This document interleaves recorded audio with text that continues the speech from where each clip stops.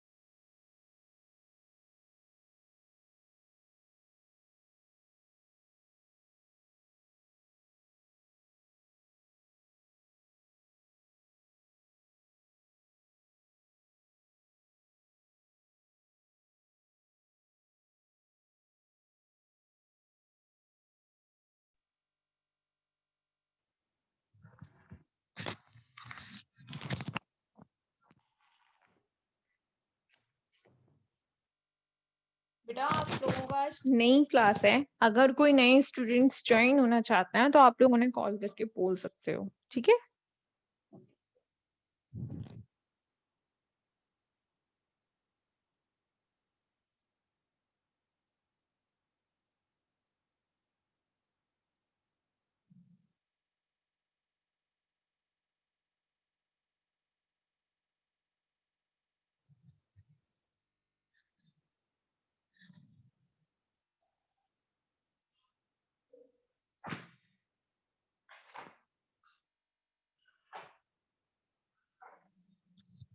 आप लोगों की जो दूसरी मैम है फिजिक्स की, आई डोंट थिंक उनका नाम क्या है, तो उनकी क्लासेस कब से चल रही है बेटा आप लोगों की? मतलब कौन सी डेट से चल रही है? आप लोग मुझे बताओगे। मैंने ये पूछा है कि आपकी जो मैकेनिक्स है शायद से, उसकी क्लासेस कब से चल रही हैं? प्रॉपर मालूम नहीं है। कोई एवरेज की मतलब कब से ऑलमोस्ट स्टार्ट हुई होंगी टाइम, मतलब मेरी क्लास से पहले हुई थी या मेरी क्लास के बाद? आप तो मुझे इतना बता दीजिए।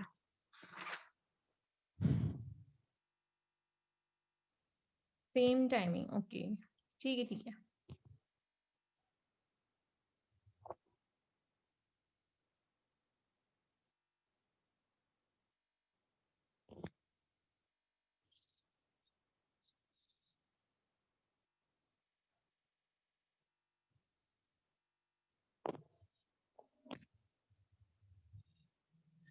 चलिए, और तो कोई ज्वाइन ही नहीं हो रहा है आज तो। वो इशिका भी नहीं है। और मैं एक बार, एक मिनट, केशव को कॉल करके बोलती हूँ, अगर वो ज्वाइन करता है तो ठीक है, नहीं तो हम लोग क्लासेस स्टार्ट करते हैं। ओके,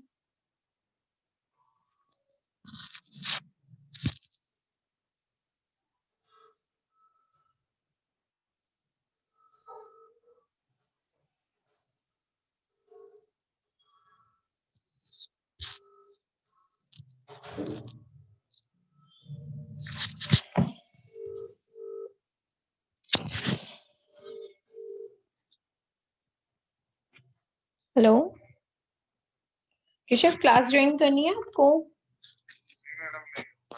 ओके ओके, मैं इसलिए ही पूछ रही थी क्योंकि फिर मैं स्टार्ट करती हूँ, नई यूनिट स्टार्ट कर रही थी ना, मतलब। चलिए बेटा, हम लोग क्लास ज्वाइन करते हैं।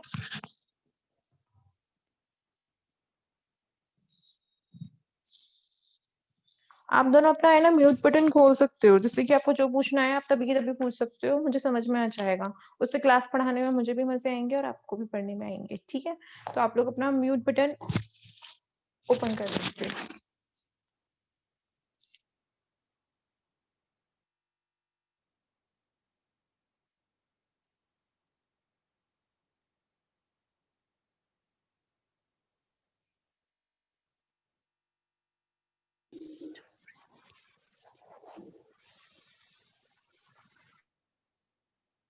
चलिए, ठीक है। आपको जो पूछना है आप लोग मुझसे म्यूट बटन ऑन करके पूछ सकते हो, क्योंकि आप लोग दो ही लोग हो, ठीक है। तो मुझे भी मजे आएंगे पढ़ाने में, क्योंकि आज का टॉपिक बहुत इंटरेस्टिंग है। ओके, ठीक है, चलिए ये जो टॉपिक है ये आपका बीएससी थर्ड ईयर में भी है बेटा। ओके, तो अगर आपको सेकेंड ईयर में ही अच्छे से समझ में आ जाएगा तो थर्ड ईयर में और भी इंटरेस्टिंग लगेगा। ओके, ठीक है, तो देखिए सबसे पहले टॉपिक है आपका क्वांटम स्टैटिक्स। ये आपकी पूरी बुक है थर्ड ईयर के अंदर। ठीक है, मैंने क्या कहा, ये आपकी पूरी बुक है क्वांटम स्टैटिक्स की थर्ड ईयर के अंदर। ठीक है, तो देखिए क्वांटम स्टैटिक्स में होता क्या है, क्वांटम है क्या चीज। देखिए बेटा, सबसे पहले जो फिजिक्स आई है उसका नाम है क्लासिकल फिजिक्स। ठीक है, तो क्लासिकल फिजिक्स पहले मतलब कि 19 सेंचुरी में ये माना जाता था कि जितनी भी आपके नेचुरल फिनोमिनन है वो सारे की सारे क्लासिकल फिजिक्स के थ्रू समझे जा सकते हैं। यानी क्लासिकल फिजिक्स वैलिड है सारी चीज को समझाने के लिए जो भी आपके नेचर में हो रहे हैं। लेकिन बाद में बेटा आपके क्या हुए, 3 टॉपिक थे। पहला टॉपिक है आपका ब्लैक बॉडी, सेकेंड है कॉम्पटन इफेक्ट एंड थर्ड है आपका फोटोइलेक्ट्रिक इफेक्ट। ये 3 इफेक्ट आए थे। अब ये इफेक्ट होते क्या है वो आप थर्ड ईयर में जाके पढ़ोगे। आपको बस इतना पता करना है कि क्लासिकल से क्वांटम फिजिक्स आई कैसे। क्वांटम एक नई फिजिक्स है। ओके, तो मैं आपको बता रही हूँ 3 थे। क्या क्या नाम था उनका, एक तो ब्लैक बॉडी, कॉम्पटन और फोटोइलेक्ट्रिक इफेक्ट। ये 3 इफेक्ट ऐसे थे जो नेचुरल में हो तो रहे थे, लेकिन इनको समझाने में जो आपकी क्लासिकल फिजिक्स है, जो क्लासिकल थ्योरी है वो फेल हो गई थी। क्लासिकल थ्योरी के थ्रू हम इसको नहीं समझ पा रहे थे। तो जब हम इसको क्लासिकल थ्योरी के थ्रू नहीं समझ पा रहे थे तो एक नई थ्योरी जनरेट की गई जिसका नाम था क्वांटम थ्योरी। क्या नाम था, क्वांटम थ्योरी। ठीक है, तो ये तो आपको समझ में आ गया कि आपकी क्लासिकल थ्योरी से क्वांटम थ्योरी आई कैसे। ठीक है, क्वांटम की हमें क्या जरूरत पड़ी जब क्लासिकल थ्योरी है। जो आप फिजिक्स पूरी पढ़ रहे हो ना ये सब क्लासिकल है। ओके, लेकिन रियलिटी में जो आई ना बाद में जो इन्वेंट हुई वो है आपकी क्वांटम थ्योरी। ठीक है, तो अब ये टॉपिक वॉपिक क्या है ये तो आप थर्ड ईयर में जाके पढ़ोगे, क्या एक्सप्लेनेशन है, फर्स्ट यूनिट में ही है ये सारा कुछ। उससे पहले एक छोटी छोटी चीजें हैं जो इसमें हम पढ़ेंगे। ठीक है, तो देखिए सबसे पहले मैं आपको बता देती हूँ कि आपको पता है कोई पार्टिकल है। ओके, कोई पार्टिकल है उसके बारे में फुल एक्सप्लेनेशन, मतलब कि अगर हमें उसके बारे में सब कुछ पता करना है तो क्वांटम फिजिक्स ये कहती है कि उस पार्टिकल के बारे में पता करने के लिए एक नई थ्योरी है जिसका नाम क्या है, क्वांटम थ्योरी। ठीक है, ओके, और क्वांटम थ्योरी में बेटा सबसे पहले किसी भी चीज, किसी भी पार्टिकल को एक्सप्लेन करने के लिए जो आपके साइंटिस्ट आए थे उनका नाम था श्रोडिंगर। क्या नाम था, श्रोडिंगर। इन श्रोडिंगर ने अपनी थ्योरी में ये कहा कि अगर किसी पार्टिकल को पूरी तरीके से डिस्क्राइब करना है, अगर हमें किसी पार्टिकल के बारे में पूरी तरीके से पता करना है तो अगर हमें एक चीज होती थी वेव फंक्शन। क्या होता था, वेव फंक्शन। अगर हमें उस पार्टिकल के वेव फंक्शन, जिसे किससे डिनोट करते हैं, साई से। किससे, साई। ये एक नया नाम है साई, जैसे आप रो पढ़ते हुए आए हो ऐसे ही नया नाम है साई। तो अगर आपको किसी पार्टिकल के वेव फंक्शन किसका फंक्शन होता है, एक तो पोजीशन का और एक टाइम का। ठीक है, अगर आपको किसी पार्टिकल के इस वेव फंक्शन के बारे में अगर पता है, मतलब कि अगर आपको पार्टिकल के केवल इस चीज के बारे में पता चल जाए कि वो कहाँ है, कैसे है, फिर हम उसके बारे में कुछ भी पता कर सकते हैं अगर हमें केवल ये पता चल जाए। ठीक है, तो उसने ये कहा कि अगर हमें पार्टिकल के वेव फंक्शन के बारे में पता चल जाए तो हम उस पार्टिकल से रिलेटेड किसी भी चीज के बारे में पता कर सकते हैं। ये किसने बताया, श्रोडिंगर ने। और श्रोडिंगर किस में आए थे, क्वांटम फिजिक्स के अंदर। ठीक है, तो सबसे पहले मैंने आपको क्या कहा कि एक पार्टिकल को एक्सप्लेन करने के लिए अगर हमें वेव फंक्शन के बारे में पता चल जाए तो वेव फंक्शन किस किस का फंक्शन है, पोजीशन का और टाइम का। अगर हमें इसके बारे में पता चल जाए तो हम उससे उस पार्टिकल से रिलेटेड जितनी भी चीजें हैं हम उन सब के बारे में पता कर सकते हैं। ठीक है, तो ये तो हो गया आपका क्या, पोस्टुलेट्स ऑफ क्वांटम स्टैटिक्स। अब ये वेव फंक्शन है क्या, वेव फंक्शन कैसा है, वेव फंक्शन का मतलब क्या है वो हम पढ़ेंगे। ठीक है, तो देखिए सबसे पहले थोड़ी सी नई थ्योरी है क्योंकि ये आप लोग पढ़ के नहीं आए हो कभी, अभी स्टार्ट हुई आपकी लाइफ में, क्वांटम वर्ड आया है पहली बार। ओके, आपको नहीं पता क्वांटम होता क्या है तो थोड़ा सा टाइम लगेगा, अदरवाइज आप लोग इजीली कर सकते हो। एक सेकेंड, नवीन कनेक्ट हो रहा है।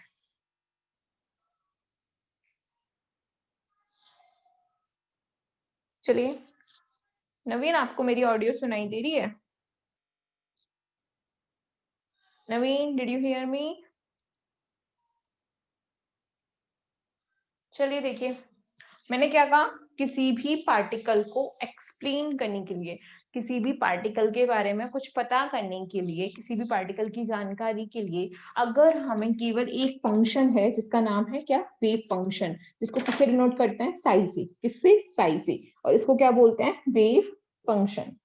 क्योंकि देखो, हर पार्टिकल से रिलेटेड एक वेव होती है, क्योंकि वो पार्टिकल मूव कर रहा है तो उससे रिलेटेड एक वेव भी है। तो उसका जो, उसको डिस्क्राइब करने के लिए एक नया फंक्शन है, उसका नाम क्या रख दिया उन्होंने, वेव फंक्शन। वेव फंक्शन को किससे डिनोट करते हैं, साई से। और साई किस किस का फंक्शन होता है, आर का और टी का। तो यानी कि अगर हमें किसी भी पार्टिकल के बारे में कुछ भी पता करना है और उस पार्टिकल के, अगर हमें इसका पता चल जाए, किसका, वेव फंक्शन का, साई आर टी का, साई आर टी के बारे में अगर हमें पता चल जाए तो हम क्या कर सकते हैं, उस पार्टिकल से रिलेटेड कोई भी इंफॉर्मेशन फाइंड आउट कर सकते हैं। समझ में आ गया?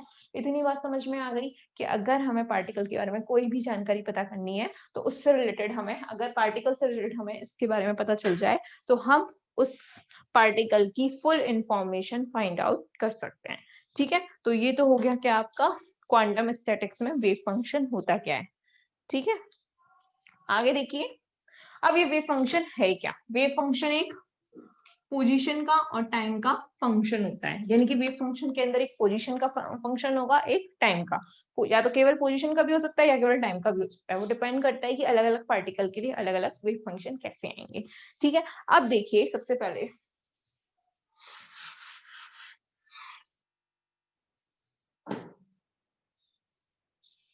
पोस्टुलेट्स। पोस्टुलेट्स, पोस्टुलेट्स मतलब फिक्स चीज है कि ये होती है। For of postulates of wave function, wave function कैसा होना चाहिए हमें ये पता करना है। वेव फंक्शन क्या है आपका, Sai r T. Wave function कैसा है, वेव फंक्शन के बारे में क्या होना चाहिए वो हम इसमें पढ़ेंगे। ठीक है, तो वेव फंक्शन तो समझ में आ गया होगा, किसी भी पार्टिकल से कोई भी रिलेटेड इंफॉर्मेशन निकालनी है तो अगर हमें उस पार्टिकल के वेव फंक्शन के बारे में पता है तो हम उस चीज को फाइंड आउट, किसी भी चीज को फाइंड आउट कर सकते हैं उस पार्टिकल से रिलेटेड। ठीक है, मैं एक ही लाइन बार बार बोल रही हूँ। ओके, फर्स्ट देखिए सबसे पहले इसका पोस्टुलेट कि जो ये वेव फंक्शन है ना बेटा, साई आर टी, ये कंटिन्यूअस होना चाहिए। आप लोग कंटिन्यूटी पढ़ के आए हो ना 12th में, कंटिन्यूअस फंक्शन होना चाहिए। मतलब ऐसा नहीं होना चाहिए कि मान लो x equals to A position है और यहाँ पे a माइनस एच है, यहाँ a प्लस एच है, तो ये वेव फंक्शन जो यहाँ है ना वो यहाँ भी यही होना चाहिए, यहाँ भी ये। यानी कि इस पूरे फील्ड के लिए वेव फंक्शन सेम होना चाहिए, चेंज नहीं होना चाहिए, तभी तो कंटिन्यूअस कहलाएगा ना। मैंने क्या कहा, a माइनस एच, यानी कि इधर वाले नेक पर और इधर वाले नेक पर कहीं भी हो, उस कंडीशन में ये पार्टिकल पूरे ही फील्ड के लिए कैसा होना चाहिए, कंटिन्यूअस होना चाहिए। कैसे, कैसा फंक्शन होना चाहिए, कंटिन्यूअस फंक्शन होना चाहिए। तो फर्स्ट पोस्टुलेट तो आपका यही हो गया कि पार्ट साई आर टी कैसा होना चाहिए, आपका कंटिन्यूअस फंक्शन होना चाहिए। ठीक है, सेकंड चीज देखिए,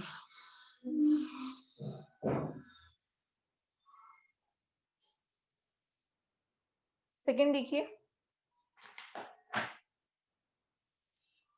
कंटिन्यूअस फंक्शन तो समझ में आ गया। साई आर टी जो है ना बेटा आपका, ये एक फाइनाइट वैल्यू रखना चाहिए। कैसी वैल्यू, फाइनाइट वैल्यू। यानी कि इसकी इनफाइनाइट, साई आर टी की जो वैल्यू है ना वो इनफाइनाइट फॉर्म में नहीं होनी चाहिए, एक फिक्स्ड वैल्यू आनी चाहिए, यानी कि एक फाइनाइट वैल्यू होनी चाहिए। तो पहली बात तो वेव फंक्शन कंटिन्यूअस होना चाहिए। दूसरी बात, वेव फंक्शन कैसा होना चाहिए आपका, कैसा होना चाहिए, फाइनाइट वैल्यू, उस वेव फंक्शन की वैल्यू कैसी हो, फाइनाइट हो। अब ये थर्ड आपका होना चाहिए, third Sai r T.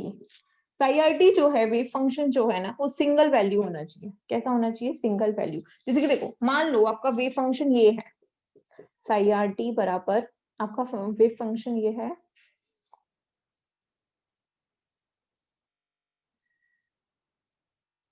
Sai r T को y से शो कर दो और ये फंक्शन है आपका एक्स, एक्स स्क्वायर। ठीक है, कैसा है आपका एक्स स्क्वायर। ये वेव फंक्शन है आपका, मान लो ये वेव फंक्शन है y equals to x square, x क्या है, पोजीशन का फंक्शन है ना, तो y बराबर एक्स स्क्वायर ये आपका फंक्शन है। तो मान लो आपने x की वैल्यू 1 रखी, तो 1 का स्क्वायर 1, लेकिन -1 पे भी क्या आ गया 1, -1 का स्क्वायर करोगे तो भी क्या आएगा 1, यानी कि आप चाहे 1 रखो चाहे -1 रखो, लेकिन वैल्यू क्या आ रही है, एक ही वैल्यू आ रही है, क्या 1। तो ये वेव फंक्शन कैसा हो गया, सिंगल वैल्यूड हो गया। ठीक है, अब देखिए वेव फंक्शन की 3 प्रॉपर्टी तो आ गई आप लोगों को। ओके, आपको समझ में आ भी रहा है या नहीं, टेल मी। आप लोग अपनी ऑडियो जो है वो अनम्यूट करके आप मुझसे पूछ सकते हो कि मैम कुछ नहीं समझ में आ रहा है तो, और अगर आ रहा है तो भी बता सकते हो कि समझ में आ रहा है या नहीं। तो मैंने आपको 3 चीज बता दी, वेव फंक्शन कंटिन्यूअस फंक्शन होना चाहिए, वेव फंक्शन फाइनाइट होना चाहिए, और वेव फंक्शन सिंगल वैल्यूड होना चाहिए। नवीन और नमन, आप लोग बताइए आप लोगों को समझ में आ रहा है या नहीं। देखो नहीं आ रहा है तो मैं आपको भी अभी तो स्टार्ट हुआ है तो दोबारा से एक्सप्लेन कर दूंगी, बट अगर अभी नहीं आया तो फिर बात का बिल्कुल समझ में नहीं आएगा। बेटर है आप लोग मुझसे पूछ लीजिए कि आप लोगों को आ रहा है या नहीं। ओके, नवीन नो रिस्पॉन्स, दोनों ने कर दिया और बच्चों ने, चलिए ठीक है। 4 देखिए, अब देखिए मैंने क्या कहा, पार्टिकल के बारे में हमें पता करना है, पार्टिकल कि पार्टिकल है क्या, पार्टिकल क्या है क्या नहीं है वो पता करना है। तो देखिए मान लो आपके पास कोई रूम है, ठीक है, उस रूम के अंदर पार्टिकल है या नहीं, तो आप क्या करते हो, हर चीज की प्रोबेबिलिटी निकालते हो। क्या निकालते हो, प्रोबेबिलिटी, कि अगर उसकी वैल्यू आ जाती है 0 से 1 के बीच में तो डेफिनेटली वो वहां पे फाइंड है, मतलब कि वहां डेफिनेटली वो होगा, है ना। जैसे कि मान लिया रूम है, रूम के अंदर पार्टिकल है, तो अगर रूम के अंदर पार्टिकल है या नहीं, तो उसके लिए क्या करें हम, अगर हमारे पास प्रोबेबिलिटी की वैल्यू आ जाए, उस पार्टिकल के उस रूम में होने की प्रोबेबिलिटी आ जाए, तो डेट मीन हम उस प्रोबेबिलिटी के थ्रू ये कह सकते हैं कि अगर उसकी वैल्यू आई तो पार्टिकल होगा, और अगर उसकी वैल्यू नहीं आई तो पार्टिकल नहीं होगा। तो डेट मीन प्रोबेबिलिटी निकालना बहुत जरूरी है। तो प्रोबेबिलिटी कैसे निकालते हैं, तो देखिए प्रोबेबिलिटी कैसे निकालते हैं, पी कैसे निकालोगे, ये जो वेव फंक्शन है ना बेटा साई आर टी, अगर आप इसका स्क्वायर कर दो, क्या कर दो, स्क्वायर कर दो, और स्क्वायर करने पे कोई ना कोई वैल्यू आ जाए, तो डेट मीन वो पार्टिकल जिस जगह पे आप निकाल रहे हो वहां है, वैलिड है, वहां डेफिनेटली एग्जिस्ट करता है। ठीक है, तो अगर आपको पार्टिकल के बारे में पता करना है कि पार्टिकल है या नहीं, तो आपको प्रोबेबिलिटी निकालना बहुत जरूरी है। और मैं बता रही हूँ कि प्रोबेबिलिटी कैसे निकालते हैं, उस वेव फंक्शन को, मैं बार बार कह रही थी ना कि अगर आपको किसी भी चीज का वेव फंक्शन पता है, साई आर टी की वैल्यू आपको पता है, तो आप कुछ भी फाइंड आउट कर सकते हो। तो देखो प्रोबेबिलिटी आ गई ना, प्रोबेबिलिटी से क्या होगा, प्रोबेबिलिटी से ये होगा कि हम ये पता कर सकते हैं कि वो पार्टिकल वहां एग्जिस्ट करता है या नहीं करता। ठीक है, तो 4th चीज ये आ गई। ठीक है, अब देखिए फिफ्थ पॉइंट, देखिए 4th पॉइंट तक तो आपको समझ में आ गया। 5th पॉइंट, आपको पता है क्वांटम स्टैटिक्स क्या कहती है, कि क्वांटम जो स्टैटिक्स है वो क्या कहती है कि प्रोबेबिलिटी की मैक्सिमम वैल्यू जो है P equals to psi r t, इसकी जो मैक्सिमम वैल्यू है वो कितनी हो सकती है 1, क्योंकि आपको ये बताया कि किसी भी पार्टिकल के पाए जाने की प्रोबेबिलिटी मैक्सिमम कितनी होती है 1 और मिनिमम 0। तो ऑब्वियसली क्वांटम स्टैटिक्स भी क्या कहती है कि अगर हमें किसी पार्टिकल को फाइंड आउट करना है उस रूम के बारे में, तो उसकी मैक्सिमम प्रोबेबिलिटी कितनी होगी 1। तो ये आपके 5 पॉइंट्स तो कंप्लीट हुए। ठीक है, ठीक है, अब देखिए इस कंडीशन को हम नॉर्मलाइजेशन कंडीशन बोलते हैं। कौन सी कंडीशन, नॉर्मलाइजेशन कंडीशन, इसका नाम है ये नॉर्मलाइजेशन कंडीशन, हम इसको बोलते हैं। ठीक है, तो समझ में आया इतना। देखो मुझे यहाँ एक एक चीज पूछनी पड़ेगी, क्योंकि देखो अब तक का जो था ना वो आप लोग लास्ट क्लासेस में पढ़ के आए हो, लेकिन ये चीज बिल्कुल नहीं है, बिल्कुल नहीं है। तो आपको एक एक चीज मुझे बताना है कि आपको समझ में आ रहा है या नहीं, है ना। अब देखो जो मैंने आपको पॉइंट्स बताए ना वो मैं आपको एग्जाम्पल के थ्रू बता दूंगी कि एग्जाम्पल के थ्रू वो कैसे होता है। ठीक है,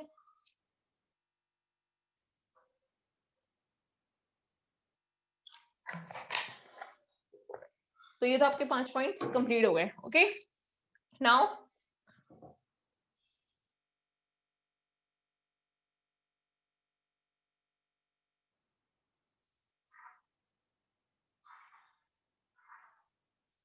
देखिए 5 पॉइंट्स तो आपको ये आ गए समझ में। अब देखिए पहले मैं आपको एक एग्जांपल समझाऊंगी और अगर वो आपको एग्जांपल समझ में आ गया तो आपको 6 पॉइंट जो है इसका वो इजीली समझ में आ जाएगा। ठीक है, तो देखिए 6 पॉइंट के लिए पहले मैं आपको एक एग्जांपल समझाऊंगी। ओके, एग्जांपल ये है कि अगर d अपॉन dx है मान लो, ठीक है, और एक वेव फंक्शन है नया function, not wave function, function, क्योंकि हम यहाँ नॉर्मल मैथमेटिक्स की बात कर रहे हैं। ओके, ये फंक्शन है और इस फंक्शन पे मैंने एक डेरिवेटिव अप्लाई किया है जिसका नाम है dy dx। तो ये वैल्यू तो सबको निकालनी आती है, कितनी होती है 3x, x क्यूब का करोगे तो कितना आएगा 3x स्क्वायर, और 2x का करोगे तो कितना आएगा 2। ठीक है, तो 3x स्क्वायर प्लस 2, ये वैल्यू तो सबको पता है ना सबको, कोई डाउट किसी को नहीं। तो देखिए अब ये आपको पता चल गया। अब अगर हम इसको, ये जो दे रखा है ना, इसको मैं वेव फंक्शन मान लू साई, क्या मान लू वेव फंक्शन साई, क्योंकि ये भी किसका फंक्शन है पोजीशन का ही तो है। तो ये वेव फंक्शन है, तो ये फंक्शन है, इसको मैंने किसका मान लिया पोजीशन का फंक्शन, तो वो क्या है आपका साई। अब देखिए इस चीज को हमने इससे डेरिवेटिव किया तो यही चीज वापस ढूंढना ही है, नया फंक्शन आया है, पोजीशन का ही नया फंक्शन आया है, तो पोजीशन का नया फंक्शन मैंने फाई से शो कर दिया। किससे शो कर दिया फाई से। मैं फिर बोल रही हूँ ये एक वेव फंक्शन है क्योंकि ये किसका फंक्शन है पोजीशन का, तो मैंने इसको मान लिया क्या साई, और इसको जब मैंने डेरिवेटिव किया तो एक नया फंक्शन आया, यही फंक्शन वापस नहीं आया, नया फंक्शन आया। नया फंक्शन आया तो मैं यहाँ साई तो नहीं लिख सकती, तो मैंने इसको नए को नाम क्या दे दिया फाई। पर देखिए ये साई से फाई कब आया, जब मैंने एक dy dx इस पर अप्लाई किया, अप्लाई करने के बाद ही तो आया है फाई, है ना, तो अप्लाई करने के बाद आया है, तो इसको मैंने क्या मान लिया ए, क्या मान लिया ए, मतलब कि ए यहाँ ये है, ये है, ये। इतना समझ में आया या नहीं, हाँ या ना। क्योंकि देखो अगर आपको इससे ये समझ में आ जाएगा तो फिर इजी इजी होगा 6 पॉइंट समझना। तो मैं आपसे ये पूछ रही हूँ कि आपको इस स्टेप से ये स्टेप समझ में आया या नहीं, यस या नो, बस इतना लिखना है आप लोगों को।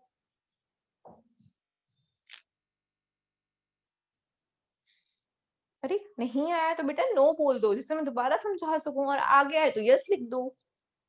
आई am waiting for your reply. Okay, Naveen and Naman, Naveen तो रिस्पॉन्स ही नहीं करता। चलिए आ गया। अब देखिए यानी कि हर एक वेव फंक्शन से, ये क्या है आपका वेव फंक्शन है ना, हर एक वेव फंक्शन से एक ऑपरेटर, इसे क्या बोलते हैं ऑपरेटर, ऑपरेशन किया ना हमने इस फंक्शन का, इससे ऑपरेशन किया तभी तो एक नया फंक्शन आया। जैसे कि मान लो कोई आदमी है वो हॉस्पिटल गया, है ना, हॉस्पिटल करने से पहले, हॉस्पिटल जाने से पहले उसकी पोजीशन क्या थी ये थी, ठीक है।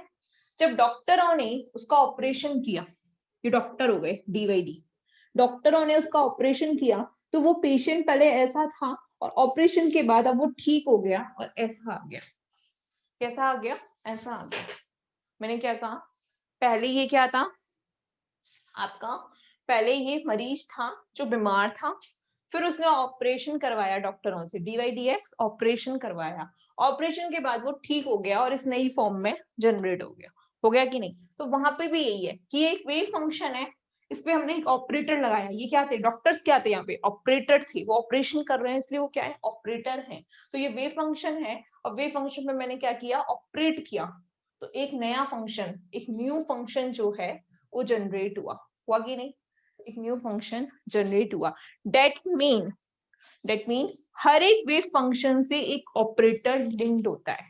क्या होता है, हर एक वेव फंक्शन से एक, हर एक वेव फंक्शन से एक ऑपरेटर लिंक्ड होता है, जुड़ा हुआ होता है, और वो एक नए फंक्शन में जनरेट कर देता है। जब कोई वेव फंक्शन एक ऑपरेटर से लिंक्ड होता है तो वो एक नए फंक्शन में जनरेट कर देता है।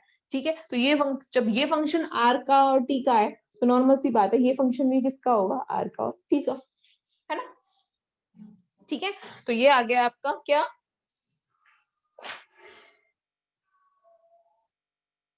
है ना? समझ में आ गया? यहाँ ए क्या है आपका? ऑपरेटर। और बेटा ऑपरेटर को हमेशा कैप से शो करते हैं। डॉक्टर भी तो क्या करता है? ऑपरेशन करते टाइम कैप लगाता है। तो ठीक है, तो ए ऑपरेटर है, ऑपरेटर को कैप से शो करता है। ये वेव फंक्शन है और ये हीट फंक्शन है। ठीक है, तो ये तो एग्जांपल था। मैं आपको दूसरा एग्जांपल देती हूँ, आप वो मुझे सॉल्व करके बताइएगा। ठीक है, फंक्शन ये है,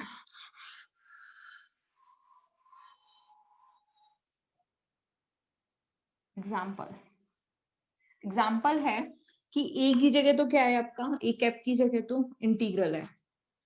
साई की जगह क्या है आपका? साई की जगह है, सॉरी ए की जगह तो है dt, और इसकी जगह है 3t² प्लस 4t। तो आपको फाई फाइंड आउट करना है। करिए, फाई फाइंड आउट कीजिए और मुझे वैल्यू निकालना सिखाइए। वैल्यू बताइए क्या आएगी?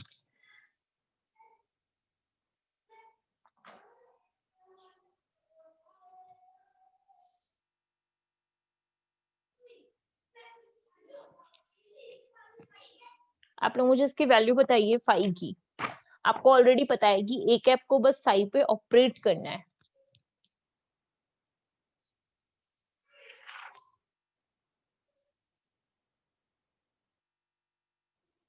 करिए बेटा।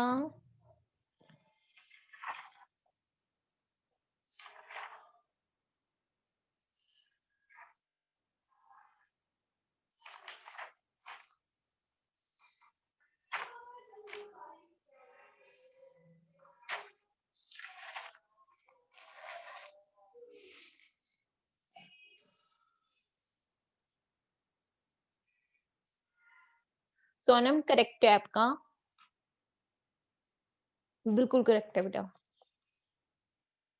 नवीन, नमन सॉल्व कीजिए। अच्छा सॉल्व कर लो तो हाँ या ना बता देना, फिर अपने आंसर को मैच कर लेना। मैं ये नहीं कह रही कि आंसर लिख के दो।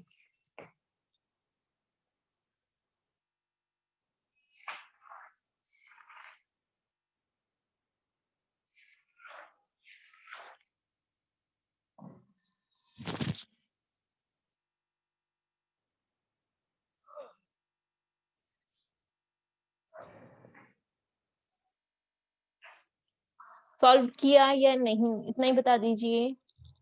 नवीन, सॉल्व किया है या नहीं? इंटीग्रल करना नहीं आता आप लोगों को? हो गया, ठीक है। देखिए कैसे करेंगे। ए कैप साई, यही तो करते हो आप लोग। तो ए कैप क्या है? इंटीग्रल। साई कितना है? इतना, 3t² प्लस 4t।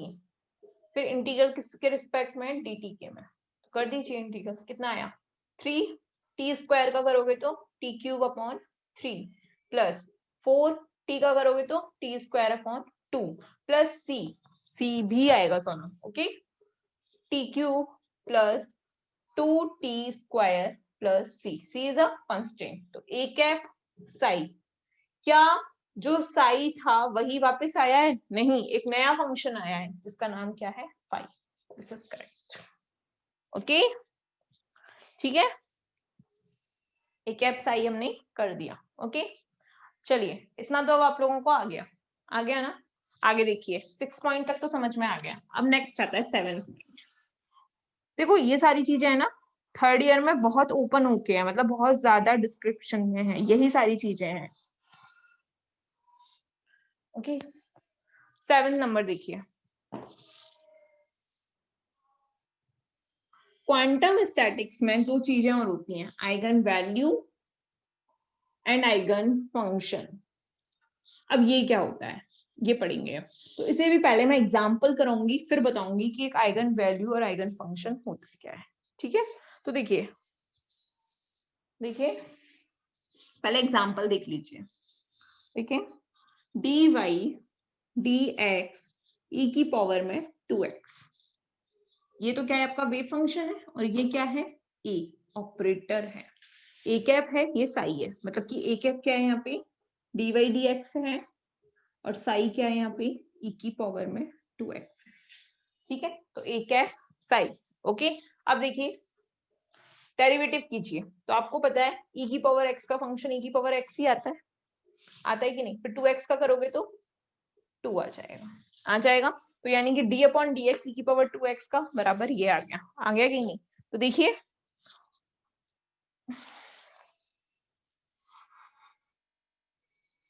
हमने इसको सॉल्व किया और ये आ गया कि नहीं? तो देखिए ये क्या था आपका D Y D x A cap था, ये क्या था साई। अब देखिए जब हमने इस पे इसको ऑपरेट किया तो e की पावर 2x हमें वापस मिल गया ना, मिल गया, ये भी साइन। बट ये और एक चीज एक्स्ट्रा आई है, तो एक्स्ट्रा है ना, कांस्टेंट ही तो है, मैंने इसको स्मॉल ए से शो कर दिया। किससे शो कर दिया? स्मॉल ए से, ठीक है, स्मॉल ए से शो कर दिया। तो देखिए बेटा किसी फंक्शन पे जब मैंने ऑपरेटर लगाया, किसी फंक्शन पे मैंने ऑपरेटर लगाया और वही वेव फंक्शन किसी कांस्टेंट के साथ वापस आ जाए, वही वेव फंक्शन किसी कांस्टेंट के साथ वापस आ जाए, तो ऐसे वेव फंक्शन को हम आइगन फंक्शन बोलते हैं। कौन सा फंक्शन बोलते हैं? Eigen function. और ए जो है यहाँ पे ए, इसको हम बोलते हैं इस कांस्टेंट को आइगन वैल्यू। क्या बोलते हैं? Eigen value. मैंने क्या कहा, एक वेव फंक्शन है, उस पर मैंने ऑपरेटर ऑपरेट किया और वही वेव फंक्शन वापस आ गया किसी कांस्टेंट वैल्यू के साथ में, तो इस कांस्टेंट वैल्यू को तो आइगन वैल्यू, और ऐसे वेव फंक्शन को जो कि वही वापस आ गया, ऐसे वेव फंक्शन को मैं बोलते हैं आइगन फंक्शन। क्या बोलते हैं? Eigen function. ठीक है, मैंने फिर बताया ऑपरेटर को फंक्शन पे अप्लाई करने पे वही फंक्शन वापस आ जाए, तो ऐसे फंक्शन को तो आइगन फंक्शन, और जिस कांस्टेंट वैल्यू से आए हैं उसको आइगन वैल्यू। तो अब आप मुझे बताइए कि यहाँ पे आइगन वैल्यू और आइगन फंक्शन क्या है। इस वाले एग्जांपल में आइगन वैल्यू और आइगन फंक्शन, तो देखिए आइगन वैल्यू कितनी है यहाँ पे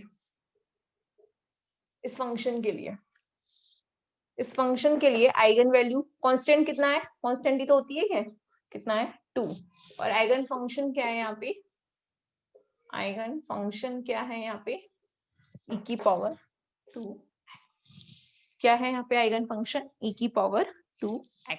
ठीक, वेरी गुड सोनम, ओके समझ में आया। राज अब तुम अब ज्वाइन हुए हो जब टॉपिक ऑलमोस्ट आधे से ज्यादा खत्म होने वाला है। चलो कोई नहीं, मैं अब क्वेश्चन कराऊंगी, उस क्वेश्चन से आपको समझ में आ जाएगा। ओके अब देखिए राज मैं एक क्वेश्चन समझा रही हूँ, उसको समझ लेना आप, अगर आपको वो समझ में आ गया तो आप आगे की सारी चीजें समझ लोगे। ठीक है, चलिए देखिए बेटा मैंने इसमें ये कहा है, सिर्फ इतना सा बताया है मैंने कि किसी भी पार्टिकल को डिस्क्राइब करने के लिए एक नई थ्योरी है जिसका नाम है क्वांटम थ्योरी या क्वांटम स्टैटिक्स, है ना। तो किसी भी वेव फंक्शन, किसी भी पार्टिकल के बारे में अगर हमें कुछ भी फाइंड आउट करना है, ठीक है, किसी भी पार्टिकल के बारे में अगर हमें कुछ भी फाइंड आउट करना है, तो फाइंड आउट करने के लिए अगर हमें केवल इसके बारे में साई, साई एक फंक्शन है जो कि किसका फंक्शन है, पोजीशन का और टाइम का, इसे हम वेव फंक्शन बोलते हैं। क्या बोलते हैं? वेव फंक्शन बोलते हैं। ठीक है, तो अगर हमें किसी भी पार्टिकल के बारे में कुछ भी पता करना है और हमें अगर उस पार्टिकल के वेव फंक्शन के बारे में पता चल जाए, तो उस पार्टिकल से रिलेटेड हम कोई भी इंफॉर्मेशन फाइंड आउट कर सकते हैं। यानी कि हमारा मेन टारगेट क्या हो गया, इस वेव फंक्शन को फाइंड आउट करना। ठीक है, अब वेव फंक्शन अगर आपके पास है तो मैंने क्या कहा, उस पार्टिकल से रिलेटेड आप कोई भी जानकारी निकाल सकते हैं। ठीक है, तो अब देखिए, अब देखिए आगे फिर मैंने कहा, फिर मैंने बेटा वेव फंक्शन के कुछ बातें बताई थी। पहला था कि वेव फंक्शन एक कंटिन्यूअस होना चाहिए, मतलब कि अगर कोई रूम है तो उस रूम में अगर पार्टिकल है तो उस पार्टिकल का हमने अगर वेव फंक्शन निकाल दिया तो उस रूम के लिए पूरा वेव फंक्शन सेम होना चाहिए। ठीक है, फिर दूसरी बात बताई थी मैंने कि सिंगल वैल्यूड होना चाहिए, वैल्यूज की फाइनाइट होनी चाहिए। ठीक है, 3 पॉइंट्स बताए थे, फिर एक दो पॉइंट्स और बताए थे, वो आप इस वाले एग्जाम्पल से समझ जाओगे। देखिए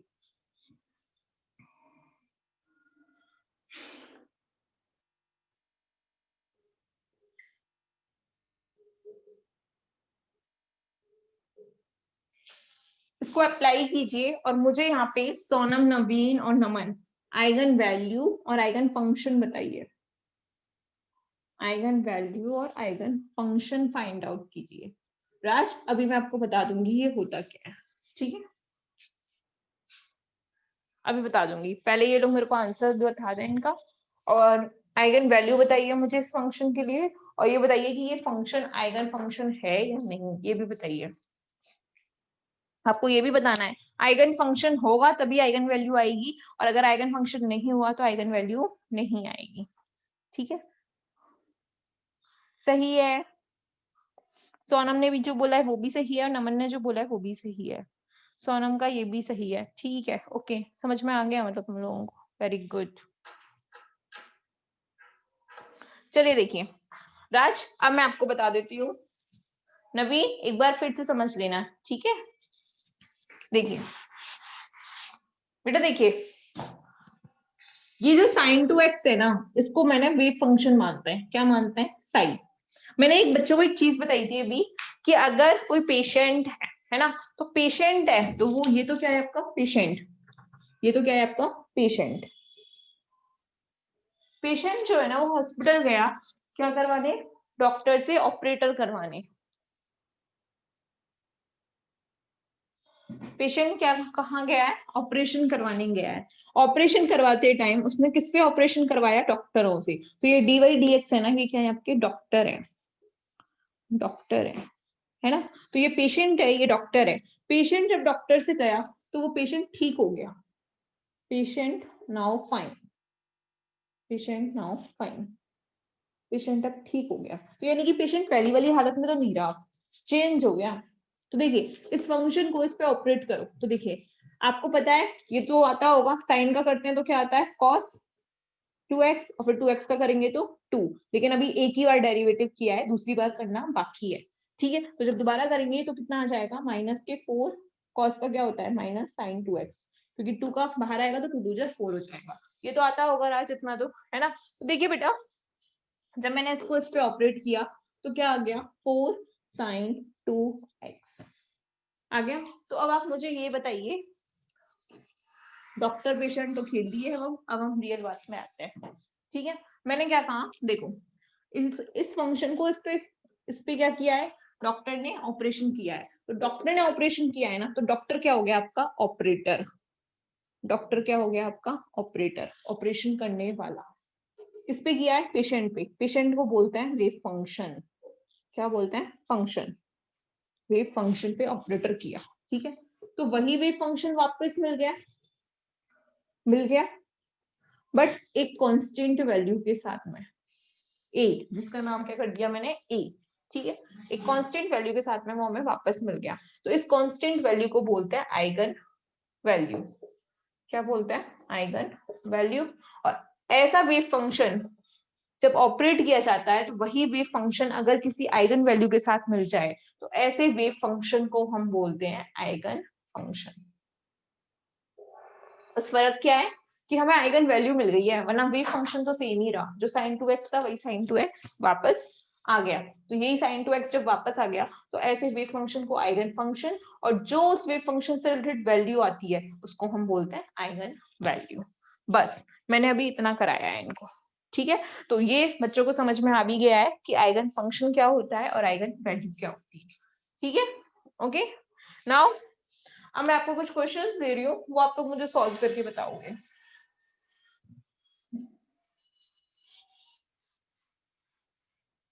चलिए सॉल्व कीजिए। उससे पहले आप लोग ऐसा करिए, क्लास रिज्वाइन कीजिए। ओके,